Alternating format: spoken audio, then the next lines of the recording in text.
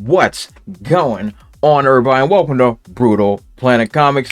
I'm your host, Dre the Brute Daniels, and welcome to another episode of the Indie Corner, where I sit down with everybody in the indies community, writers, artists, directors, producers. Doesn't matter if you're in the game, I wanna talk to you. So today I have a guest that is an aspiring writer, artist, and he's also a Gundam model maker, which is pretty awesome. Give it up for Chuck Reyes. Hey, what's up?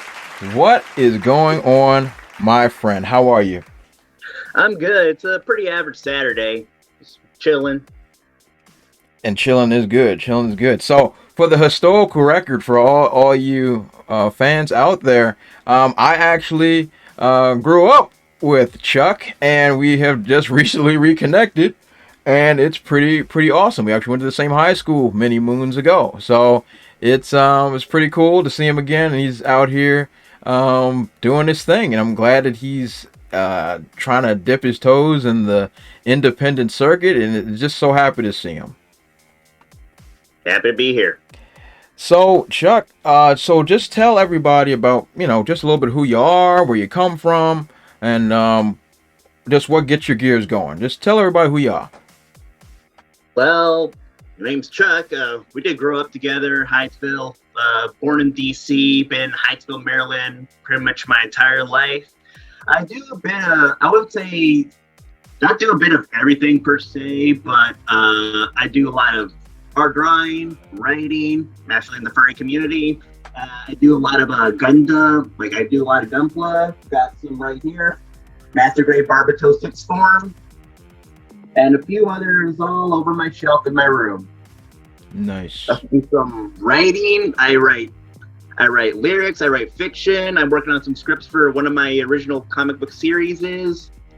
So yeah, I'm keep myself busy. That's what's up. That's what's up. Now, speaking of the comics that you're trying to work on, you're like you mentioned, you're trying to break into indie comics and things like that.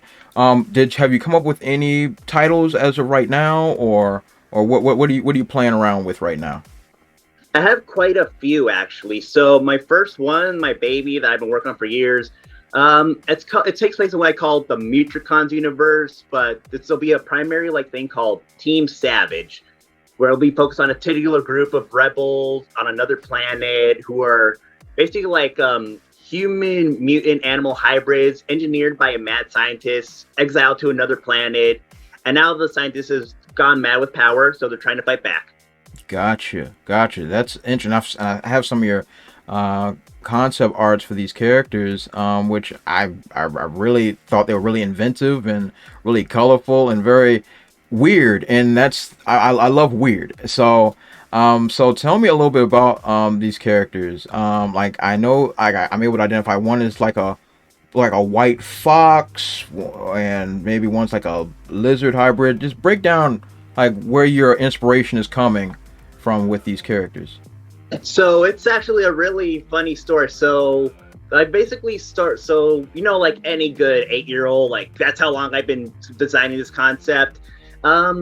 It started off as a dumb crossover between Sonic the Hedgehog and Bionicle. Ooh. I added guns because, as any good middle schooler would do, and it basically just molded into its own thing from there. I took inspirations from other things like Neopets, Pokemon, Halo, lots of other video games. And as I got older, I started getting into more militaristic stuff. So I began to interpret that into the works as well.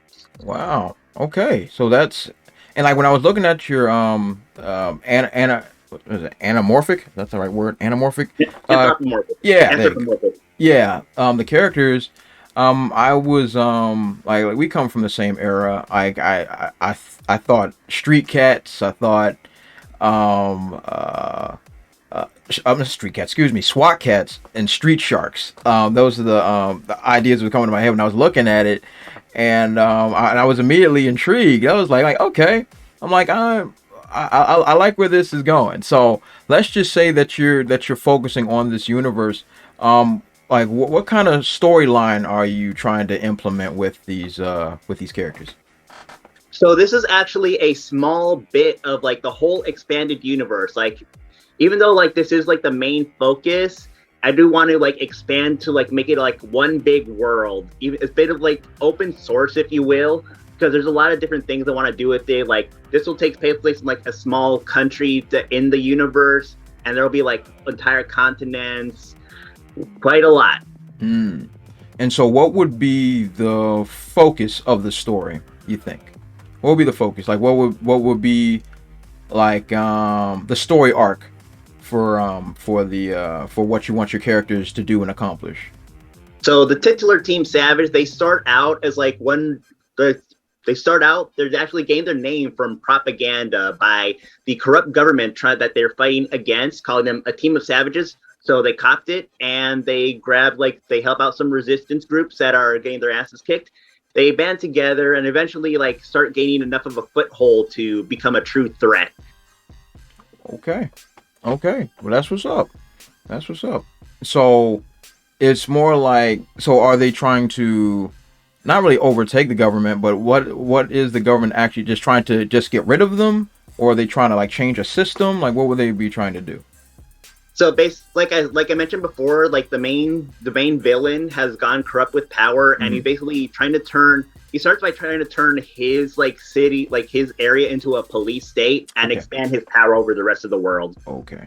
Okay. So they'll be acting as pretty much just a rebel force against the rising tide of corruption that the main antagonist is creating. Basically. Okay. All right, cool. No, that's simple. Like there's nothing wrong with a very simplistic story. I personally like simplistic stories that I can just sit there and be like, okay, who are the good guys? Who are the bad guys? I want to see the good guys do good things and overcome what the villain is trying to do. Simple. Yeah. And especially with what you're trying to do, Chuck, and you're just trying to break in, you're just trying to start with something fresh or new, or just trying to dip your fingers in the water. It's a perfect way to get things started. It's a perfect thing, because you don't want to write something that's so complex that you may not be able to convey the information the way you want. But if you have something simple like what you're putting together, that's the way you want to do it, because not only can you get your audience to understand, also you'll see how your writing will continue to improve simultaneously. So it'll work on both ways. So that's really good. I like that idea. I like that concept. So that's really cool, and I look forward to seeing how that grows. So outside of comic writing, what other type of writing are you doing? I know you mentioned music, that you're writing music. Are you trying to produce music as well, or are you just writing music notes or music lyrics? How is that working out? Yeah, I actually did used to try and play guitar and drums when I was younger. I still want to get into like that business, form a punk rock band. My lyrics reflect that. Though when I was younger, the lyrics I write were more like angsty and depressing. Of course, we come from that era. It makes sense. Yeah, and now like they're more like, I was more like standing up to authority. Okay.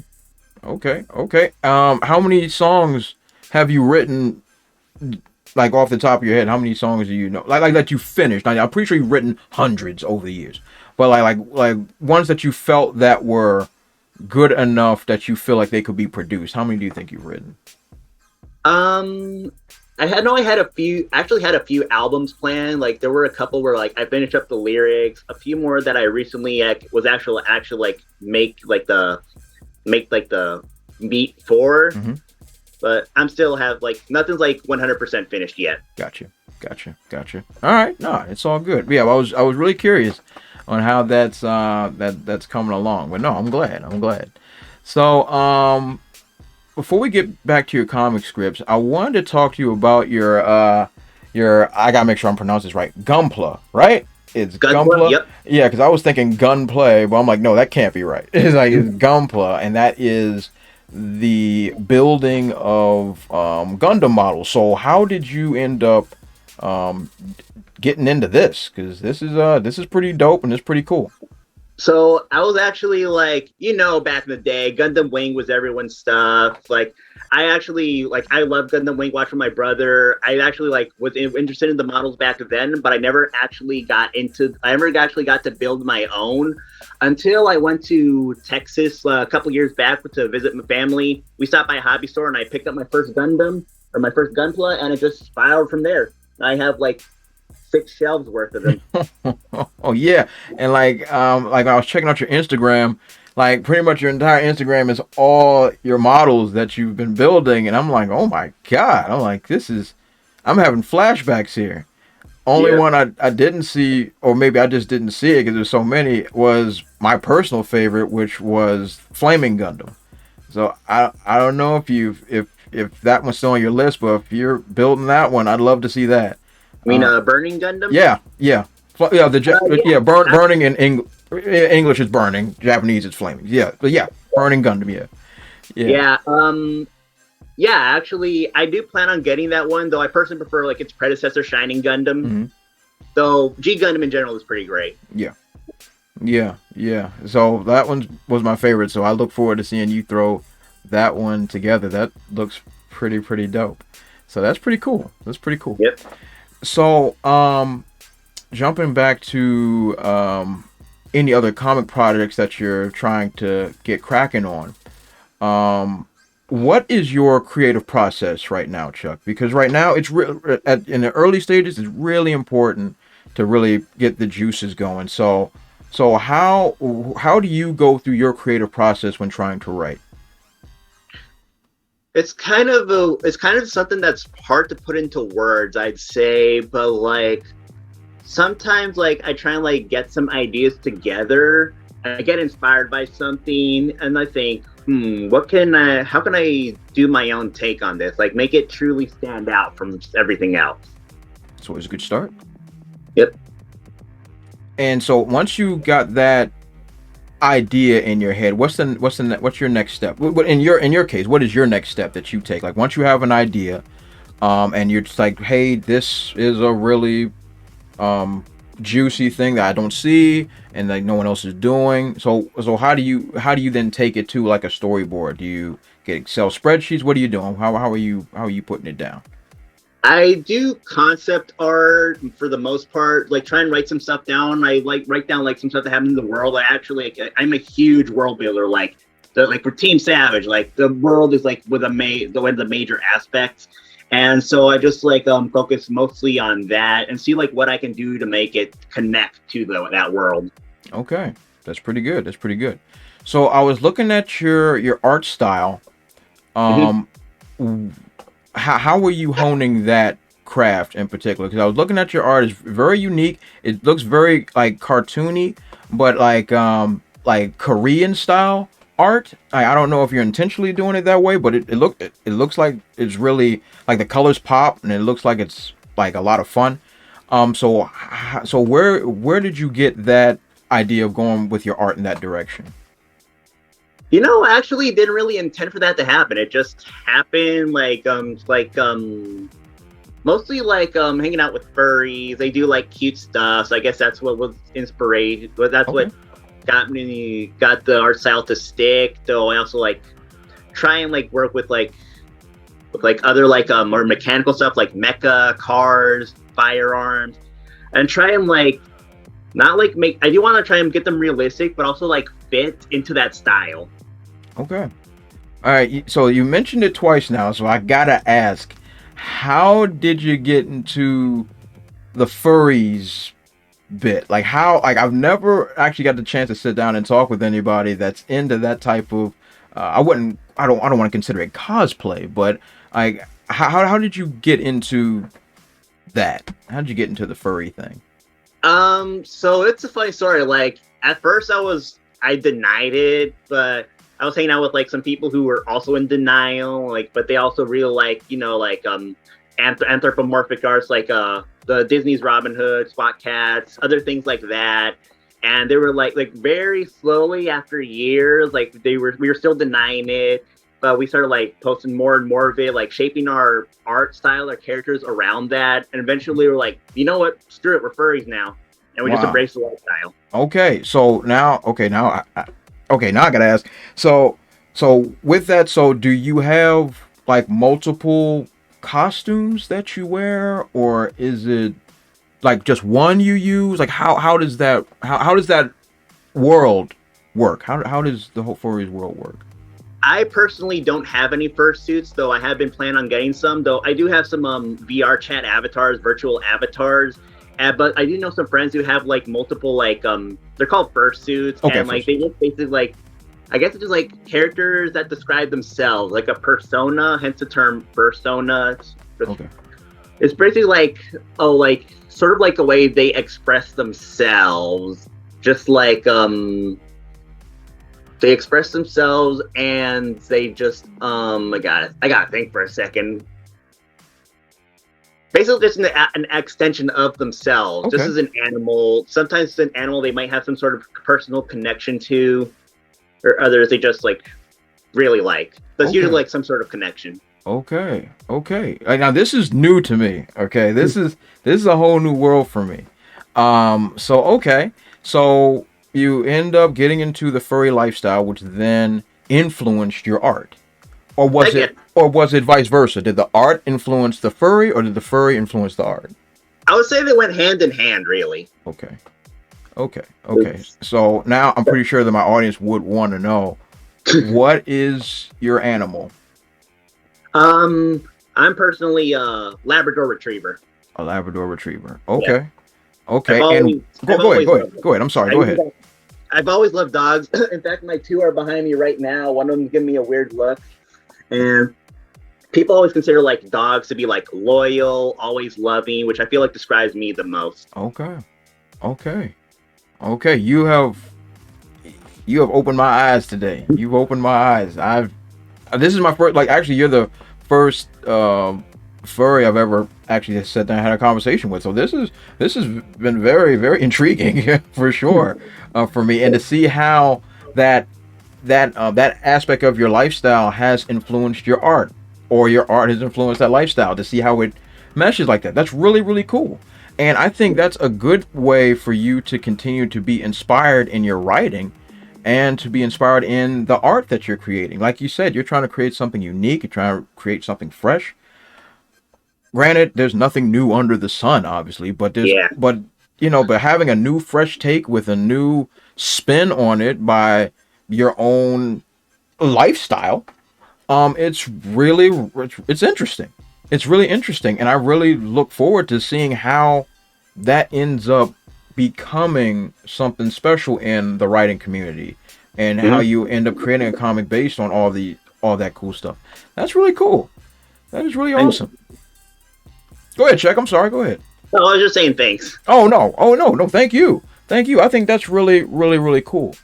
All right. So with all that in mind, now, granted, you're still new to the indie scene and all that cool stuff, but as of right now, what are you working on primarily? Is it the art, the writing? What is the focus that you're really pushing right now? Definitely, I'll say I'm still focusing mostly on the world. Okay. At the same time, I also am trying to work on an actual script, episodes, if you will, of Team Savage. Okay, that's cool, and I'm really looking forward to seeing how this progresses, because I am intrigued. I'm definitely intrigued with the idea. I'm intrigued with how you're inculcating your lifestyle into it. This is really cool, and I really like the ideas that you got going on there, Chuck. I'm really, really impressed with because like breaking into comics is never easy, just like any other passion. It's not easy. It's a grind. Everybody that's in the comic game will tell you. Take it from someone who's been producing comics for years. It's a grind. It's always a push. It's always a struggle. But once you see the end result of your work and seeing how people enjoy your work or your writing or your art or whatever else it is, it gets completely worth it. It's completely worth it. So definitely. So keep up that fine work, Chuck. And I cannot wait to hear more from you in the coming future with all your progress. I can't wait. Oh yeah, you'll definitely be hearing about it once I get something done. Absolutely. That's always the catch. Once something's done, we get something going. Yep. Absolutely right. But Chuck, first and foremost, I want to thank you for making the time to come up on the show and to express yourself and to Show us what you're working with your art and your writing and your lifestyle, sharing it all with us. I could not appreciate it more. That's first and foremost. I want to thank you so very much. Yeah, glad to be here. Absolutely, absolutely, absolutely. So, everybody that's watching, everybody at home, check out all of Chuck's work. I'm going to leave it in the description section below. Follow him on Instagram. He's great to talk to. He's great. Check out all his Gunpla. I said it right this time. All his Gunpla, all that great stuff. He's burning the candle on both ends, and he's trying to break into the indie scene. Definitely give him all the encouragement you can. And I know how great you guys are with encouragement. Go and show this man some love. He grinds. He's just getting started, but we all know how the grind goes. So definitely show him all the love there is. So I've been Dre the Brute Daniels. This has been Brutal Planet Comics, and follow me on all those dope social media platforms that you see under my face. Go ahead and click them. Follow me on all them social medias at TheBrute00. And don't forget to like, comment, and subscribe. Once again, Chuck, thank you for coming on the show today. And everybody else, I will catch you all next time. Also, if you want to support my channel, check out spinwiz.com or download the Spinwiz app and check out my comic series, Trouble. It was written with a lot of love, and it was definitely my favorite comic series to write. I've also written it in English and in Spanish, so whatever floats your boat, I got it for you. Thanks again, and check it out.